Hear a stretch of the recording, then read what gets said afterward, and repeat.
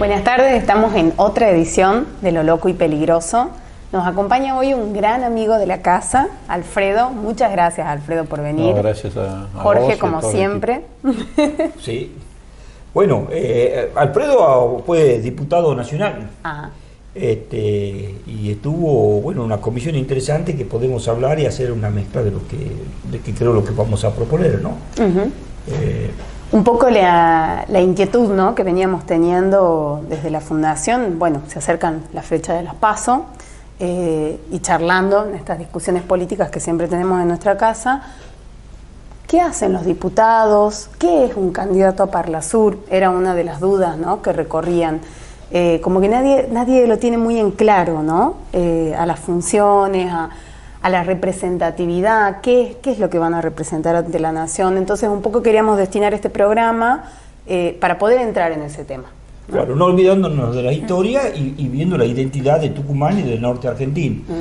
Un poco que Alfredo presidió la comisión del Mercosur, cuando en su momento era una novedad la comisión del Mercosur, y bueno, se pensaba ya en algún momento que se iban a llamar, a convocar para que los parlamentarios de Sudamérica o los que vayan componiendo el Mercosur empiecen a elegir, pero eso todavía estaba muy lejos, estaba muy allá.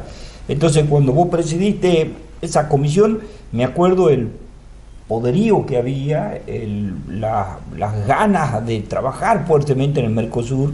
Era la comisión más deseada por todos los diputados. Claro, exacto. Recuerdo eso. Había peleas por estar y por ser parte. ¿Para qué voy a decir lo que era ser presidente? La ganaste la presidencia. Contanos qué es el Mercosur. Mirá, vamos a ir, como vos decías, un poquitito más atrás. Hasta los años 80 en toda América Latina estaban gobiernos militares que entendían la frontera entre nuestros países como separación de nuestros pueblos y como hipótesis de conflicto. Es decir, teníamos que ser enemigos de los chilenos, de los bolivianos, de los brasileños, de los paraguayos.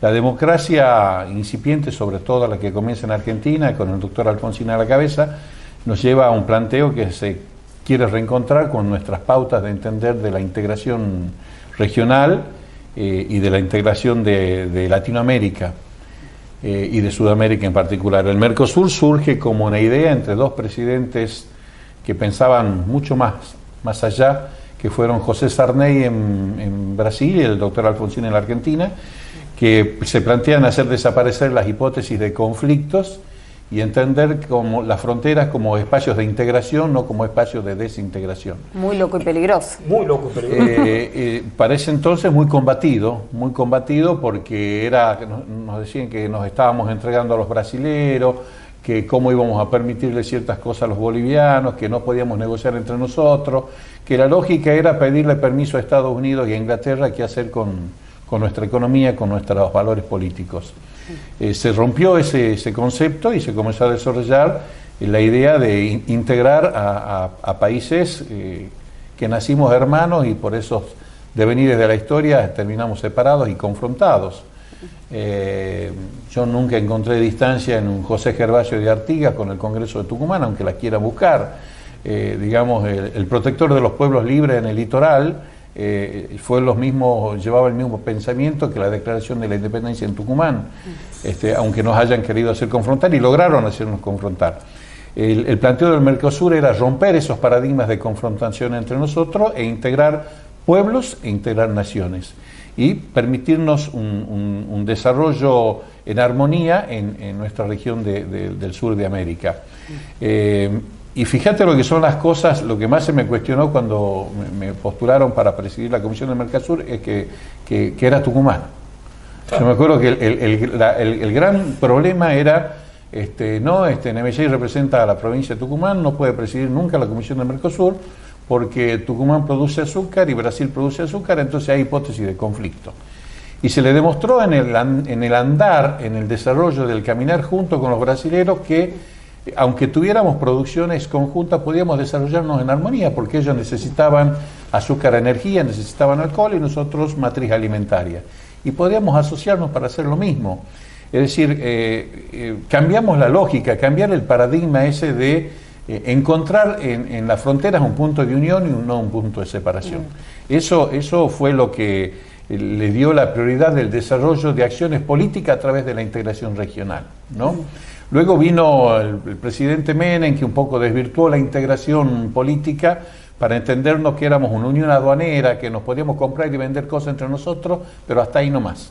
No podíamos desarrollarnos en armonía, con ausencia de política, con ausencia de instituciones del Mercosur, como teníamos como ejemplo las instituciones de la Unión Europea, el Parlamento de la Unión Europea, el Banco Central de la Unión Europea, la moneda común de la Unión Europea. Fíjate que hoy no tendríamos problemas de devaluación, de dolarización, si en ese entonces hubiésemos avanzado en una moneda común del Mercosur. Claro. No tendríamos que andar hablando ni si se devalúa o si se dolariza, cosas que por un lado o por el otro terminan siempre perjudicando al pueblo. Si hubiésemos tenido una moneda fuerte, que ese era el objetivo de tener un banco central en común, una moneda en común, nuestro vínculo con el mundo hubiese sido distinto. Antes de que avancemos, perdón Alfredo, con esos principios, ¿no?, que fundamentan la idea del Mercosur o del Parlasur como institución, yo te quería preguntar, esto que me hablas de las hipótesis de conflicto, los enfrentamientos que querían que tengamos entre pueblos hermanos, ¿no? Eso, ¿quién? O sea, digo, ¿a quién le servía? ¿Qué intereses se jugaban ahí? Y si vos seguís viendo una vigencia con relación a los intereses que se podían jugar quizás hace 20 o 30 años atrás al día de la fecha. Mira, por aquel entonces los ejércitos de nuestros países eran ejércitos de ocupación del propio pueblo para defender la articulación de políticas que se denominaron en aquel entonces neoliberales, que hacían establecer un marco de endeudamiento de los países para someternos políticamente. Estos ejércitos de ocupación planteaban estas hipótesis de conflicto. El enemigo estaba en Chile, el enemigo estaba en Brasil, un boliviano y un norteño no tenemos nada que ver cuando somos la misma matriz, cuando somos vinculados al Alto Perú todos, y esas políticas de desarrollar modelos económicos de entrega de la riqueza nacional y de sometimiento armado militar de nuestro propio pueblo fueron los que prosperaron desde los años 70 hasta la llegada de los 80 y un poco tiempo después, primero por ocupación militar, por el poder de las Fuerzas Armadas. Cuando a partir del enjuiciamiento a las juntas militares decae esta alianza entre sectores económicos neoliberales y Fuerzas Armadas, comienzan los intentos de debilitar al sistema democrático. Y a partir de esa debilitación del sistema democrático, la tablada, los cara pintada, todos estos de debilitamiento de la política, de destrucción de la política y del sistema democrático, nos hace volver en los años 90 a políticas que antes custodiaban a Fuerzas Armadas, sectores de las Fuerzas Armadas, no digo todos, y volver a esto de la política del sálvese quien pueda, ¿no? En donde la ley del poderoso, la ley de la selva, que es lo que establece el liberalismo como marco de relacionamiento social. Esto volvió a tener un auge en los años 90, ya no con el poderío de las Fuerzas Armadas, sino con la intromisión lisa y llana de un modelo desarrollado en las estructuras de privatizaciones, de entrega del patrimonio nacional, que es lo que llevó el peronismo, el menemismo, llevó adelante. No nos olvidemos que el peronismo es el que desarrolla esas ideas que hoy dicen cuestionar del liberalismo. La señora de Kirchner, la actual gran defensora del Estado Nacional, fue la que levantó su mano para el proceso de privatizaciones, entre ellos de YPF. Claro. Vos sabés que el 9 de diciembre del año 1824, Sucre ganaba la batalla de Ayacucho. Esa batalla dio final a los realistas en Sudamérica. Se acabaron, no había más realistas. Y en ese momento estaba Bernardo de Monteagudo, que estaba en Perú, y estaba escribiendo lo que era el ensayo sobre la necesidad de una federación general de los estados hispanoamericanos, y era un plan de su organización, y era la obra de gobierno que debía tener. Y esto es parte, porque lo sacamos de la Universidad de Chuquisaca, esto es fotocopia fiel, que está con los sellos correspondientes, y cuando él está terminando de escribir esta parte, un 28 de enero de 1825 es asesinado. Se entiende que el hombre estaba pensando, ya está la revolución, que él empezó en 1809, ya está la independencia, había que hacer comercio, pero que había que poner una cámara legislativa o una cámara de representantes, que es el Parlasur. Estamos en 1824, estamos 25, estamos a cumplir los 200 años de la muerte de Bernardo de Monteagudo y todavía estamos pensando y no sabiendo los sudamericanos qué significa el Parlasur y mucho menos lo que vos me acabas de decir, el Mercosur y todos los intereses que hay por dentro. Pero el Mercosur Por eso, es volver claro, a las fuentes. Claro. Es decir, la frontera como espacio de comunes denominadores y no como espacio de separaciones. Y como volver a un proceso de integración de pueblos e integración de naciones, ¿no? Sacar esas hipótesis de confrontación que nos debilitan. Digamos, Europa hoy le puede competir a Estados Unidos porque tiene el euro, que tiene más valor que el dólar. Si nuestro poderío está en la unión, no en la divergencia. El acta nuestro lo dice, Provincias Unidas de Sudamérica, tal cual.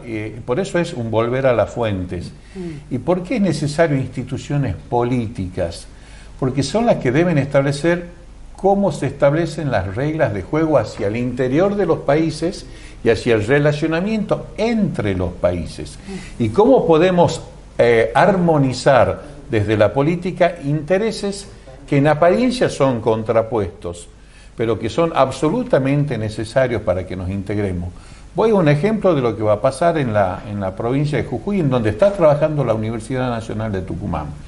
Se está haciendo un hospital en la ciudad de Libertador General San Martín, en Ledesma. Esto es ahora, ¿no? Esto es ahora, dista un año de su terminación, de su culminación. Hemos hecho un convenio con la Universidad de Tucumán, la Universidad de Jujuy y el gobierno de Jujuy para que allí vaya una facultad de medicina, para que se fortalezca el sistema sanitario de Jujuy, para que toda la gente de Bolivia y de Paraguay venga a hacerse atender al norte argentino, nosotros le demos servicios de salud al pueblo boliviano y el pueblo boliviano nos pague con gas esas prestaciones. Esto es lo que tiene que articular la política. ¿Cómo podemos complementarnos y cómo dejamos de enfrentarnos? ¿Cómo ayudamos a la mejor calidad de vida de nuestra población? Viva un río para allá o un río para acá, porque es el mismo habitante con los mismos derechos que los estados a veces no les permiten, pero en estos procesos de integración, ¿cómo podemos armonizar servicios que sean de calidad, como pueden ser el sistema de salud en Argentina, con productos de la tierra, como le sobra a Bolivia, y que nos puede servir a nosotros como nos sirve el gas?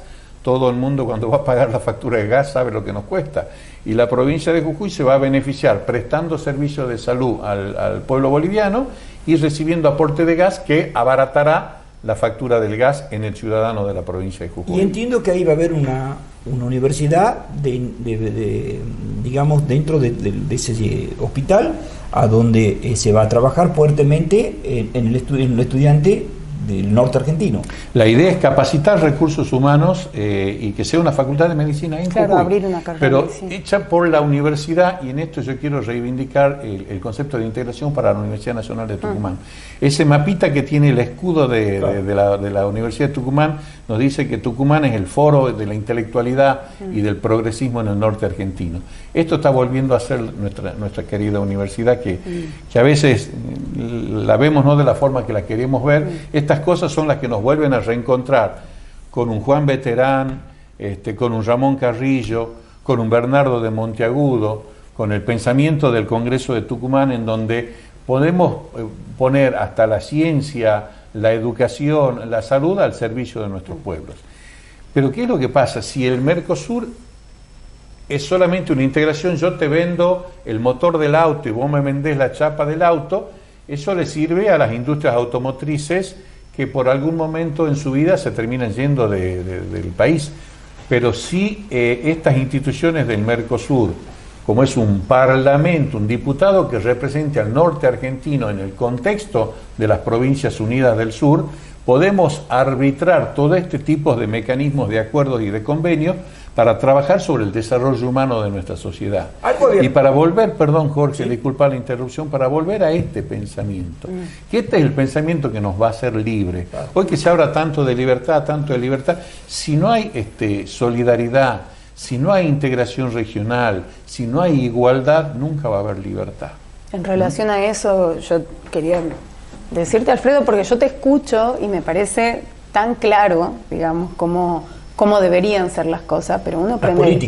La política. Pero uno prende la televisión y no se habla de nada de esto. Porque hoy se habla de marketing, de economía, de no se habla de política. La política ha sido derrotada, esto hay que decirlo. Hoy se compran las candidaturas, esto que se ha dicho, yo quiero ser candidato de tal partido y pongo tanta plata. Y en donde la presencia de la política en los medios de los celulares, de las redes sociales, está muy bueno, pero ha hecho que se pierda la acción social, el vínculo de la política con el problema del ciudadano de a pie, el compromiso social, el compromiso de la política con los problemas del ciudadano. Y hoy, cuando vos bien dices que en la televisión se hablan de otros temas, porque no hay vínculos con los problemas de la sociedad, la agenda de los problemas nuestros de cada día no la ves reflejada en la agenda de gran sector, de gran parte de la dirigencia política nacional.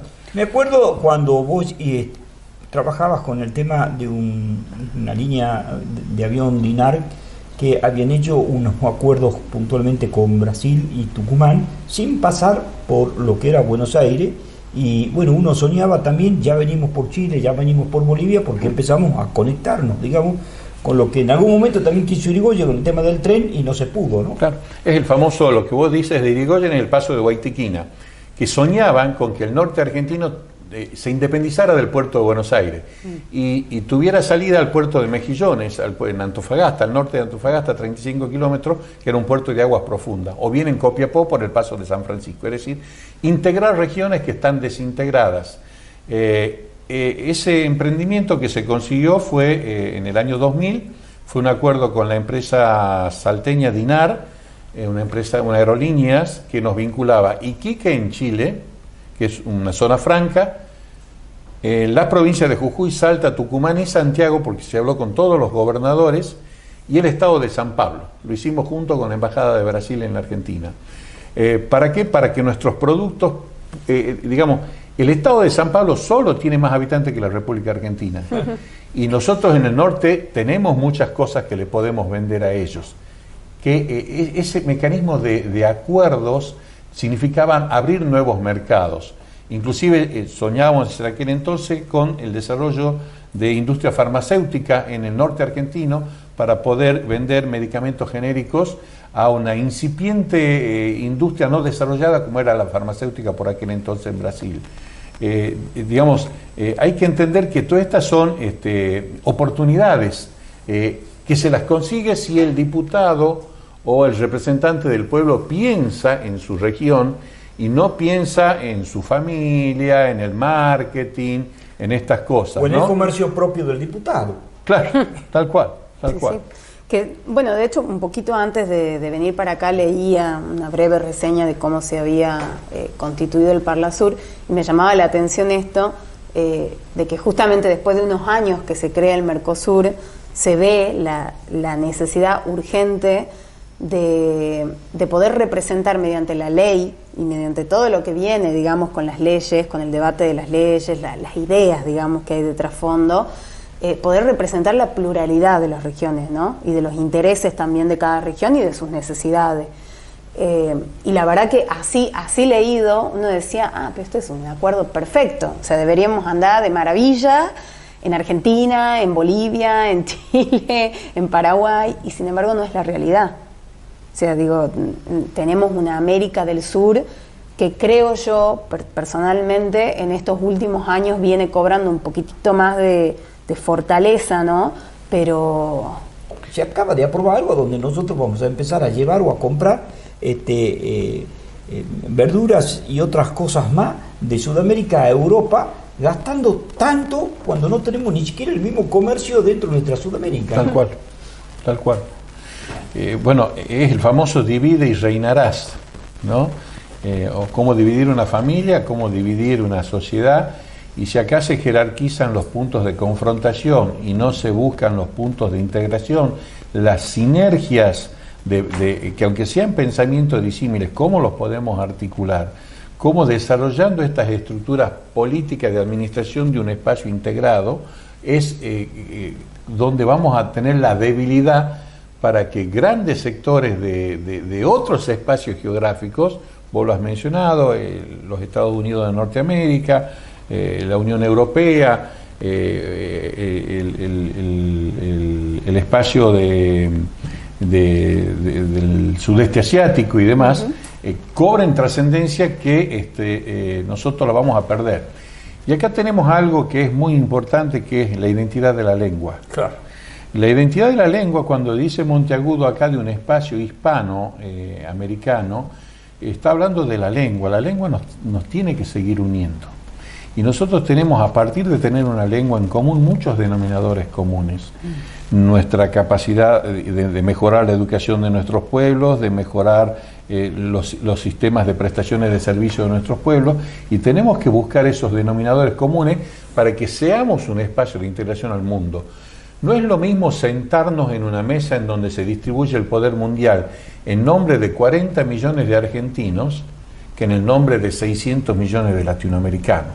Hasta del punto de vista del más exacerbado capitalismo, yo si soy un industrial chino y me dicen, acá tenés 600 millones de habitantes, no es lo mismo que me digan, tengo 40 millones de habitantes. Claro. A cualquiera se le abren los ojitos.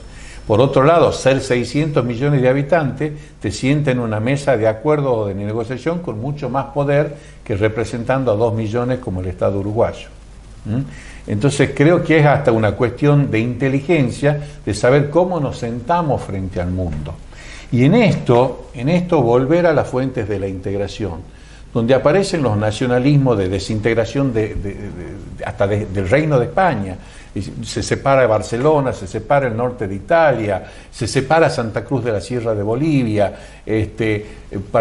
Comenzamos ahora que Buenos Aires por acá, que Mendoza por allá, como algunos dijo que se quería independizar Mendoza.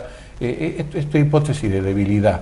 Nosotros tenemos que ir a las hipótesis de fortaleza y de construcción de poder político y de construcción de poder económico, para que esto nos siente en el debate mundial, para ver qué parte de la torta le acercamos a nuestro pueblo, no como dijo Jorge, al bolsillo del político o al bolsillo del empresario, sino como ponemos en el debate mundial, a partir de espacios de poder, la satisfacción de las necesidades de nuestra sociedad, de nuestra comunidad.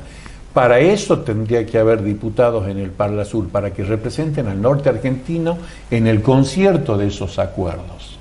Pero para esto los diputados deben tener una primera convicción: son representantes de un pueblo, no representantes de ellos o de su pyme familiar. Y para esto la política del país tiene que dialogar, la política, fundamental. Y pensar en Sudamérica, porque él te lo acaba de decir, es un político que piensa en los pueblos sudamericanos y no piensa en los gobiernos de Sudamérica, que muchos tienen errores. Entonces hay que pensar en los pueblos, cómo unir, porque un presidente dura 4 o 8 años, 2 en el mejor de los casos y se termina, pero el pueblo, nosotros tenemos 200 años. Hoy, cumpleaños, me dijiste, la cárcel, cuando lo encarcelan a Bernardo de Monteagudo, porque claro, tocaba los intereses, ya empezaba a tocar los intereses de estos muchachos que eran los virreyes y que querían seguir todo como estaba. Se nos acabó el programa. ¿Has visto lo que es un político? Increíble. No he tenido tiempo de hacer todas las preguntas que quería, así que espero que te tengamos pronto de vuelta, Gringo, en esta mesa. Con todo gusto. Para mí es un placer, ¿no?, estar en contacto con ustedes. Nos vamos a estar viendo igualmente en el siguiente programa, ojalá que con la compañía del Gringo, si logramos coordinar. Pasa que es un médico muy ocupado. Hoy nos acompaña... No hay que tener miedo a la locura, perdón, ¿no?, la interrupción. No hay que tener miedo a la locura. A veces los locos están fuera del psiquiátrico, no están adentro. ¿No? Entonces hay que saber administrarla, digamos. Reivindicamos entonces acá. Hoy nos acompaña un loco y peligroso más en nuestro programa, Lo Loco y Peligroso, y decimos así porque sin duda estamos pensando cómo trabajar en esta locura sudamericana. Buenas tardes, muchas gracias.